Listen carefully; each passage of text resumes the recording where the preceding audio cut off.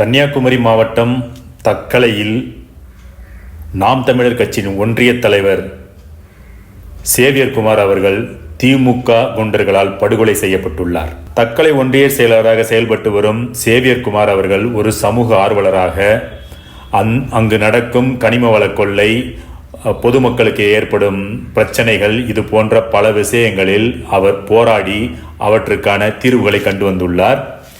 இதற்கிடையில் திமுக ஒன்றிய செயலாளராக உள்ள ரமேஷ் பாபு, இவருக்கும் சேவியர் குமாருக்கும் இடையில் இருவருமே ஒரு தேவாலயத்தை சார்ந்தவர்கள்.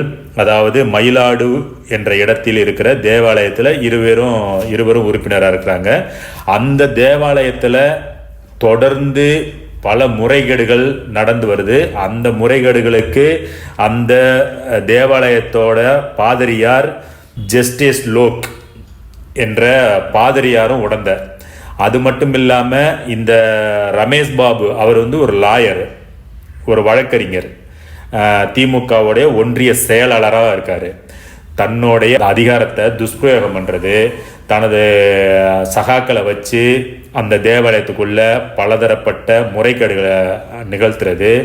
அந்த முறைகேடுகள் நிகழ்த்துறதுக்கு இந்த பாதிரியாருக்கு இவர் பல வகையில் உதவி பண்ணி, அந்த பாதிரியாரும் இந்த அதிகார மேம்போக்கில் பலதரப்பட்ட தவறுகளை செஞ்சுருக்கிறாங்க ரெண்டு பேரும் சேர்ந்து. இதை தொடர்ந்து தட்டி கேட்டு வந்த சேவியர் குமாருக்கு பல முறை மிரட்டல்கள் கொடுத்துருக்குறாங்க. அவர் ஒரு தொலைபேசி உரையாடலையும் நமக்கு சமூக வலைத்தளங்களில் நம்ம பார்த்துருப்போம். காது கொடுத்து கேட்க முடியாத அளவுக்கு அந்த திமுக ஒன்றிய செயலாளரான ரமேஷ் பாபு பேசக்கூடிய அந்த வார்த்தைகள், அவங்கெல்லாம் கூட அப்பா அம்மா அவங்களுடைய தங்க பெண்களோட பிறந்திருப்பாங்களான்னு தெரியல, அவ்வளோ மட்டமான வார்த்தைகளை பயன்படுத்தி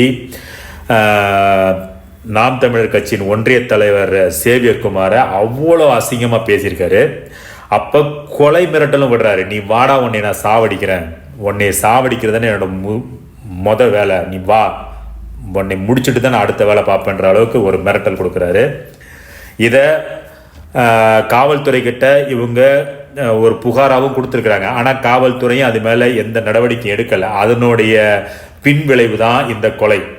இந்த கொலைக்கு முழு பக்கபலமாக செயல்பட்டது திமுக அமைச்சர் இருப்பதாக இன்னைக்கு தெளிவுபடுத்துகிறாங்க. நமக்கு காதுபட கிடைக்கிற செய்திகள் அதைத்தான் உறுதி பண்ணுது.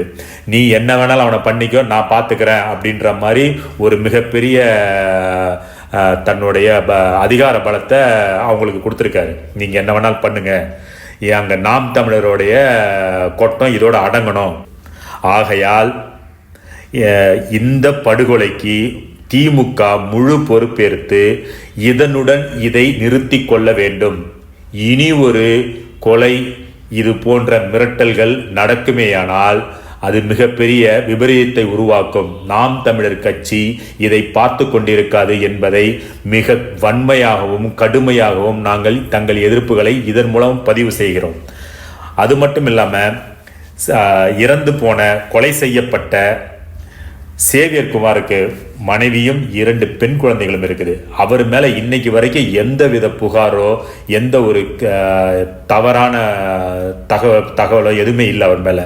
அவ்வளோ தன்மையான ஆள், மக்களுக்காக போராடக்கூடியவர், நம்மளோட மண் வளத்தை பாதுகாக்கணும்னு போராடக்கூடிய அவருக்கு இது போன்ற ஒரு கொடுஞ்செயல் ஏற்பட்டிருக்குது. இது நாம் கட்சி பாகுபாடின்றி அனைவரும் ஒன்றிணைந்து இதற்கான நீதியை நிலைநாட்ட அனைவரும் ஒன்றுபட்டு போராட வேண்டும். தயவு செய்து மக்கள் அனைவரும் கட்சி பாகுபாடு பார்க்காதீங்க. திமுக அதிமுக நாம் தமிழர்னு பார்க்காதீங்க. இது ஒரு சமூக போராளிக்கு நிகழ்த்தப்பட்ட கொடுமை.